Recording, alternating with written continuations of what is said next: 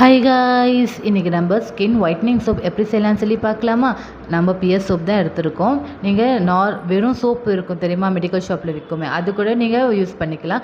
Double boiling மெத்தடில் நல்லா melt பண்ணிவிட்டு அப்புறமா 2 டேபிள் ஸ்பூன் அரிசி மாவு போட்டு நல்லா மிக்ஸ் பண்ணுங்கள். அரிசி மாவு ரொம்ப யூஸ்ஃபுல் உங்களுக்கு skin lightening or brightening, dark spots, pigmentation, டேன்க்கு எல்லாம் அது ரிமூவ் பண்ணிவிடும் கைஸ். அது ஒரு 2 டேபிள் ஸ்பூன் போட்டு நல்லா மிக்ஸ் பண்ணுங்க.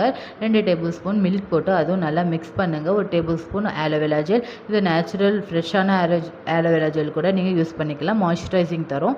2 கேப்சூல் போட்டுக்கோங்க. விட்டமின் இ கேப்சூலில் ஆன்டி ஏஜிங் ப்ராப்பர்ட்டிஸ், க்ளோயிங் எல்லாம் பண்ணிவிடும் உங்கள் ஸ்கின்னை. படிப்படியாக உங்கள் பிக்மெண்டேஷன், டார்க் ஸ்பாட்ஸ் எல்லாம் குறைஞ்சிட்டே வரும்.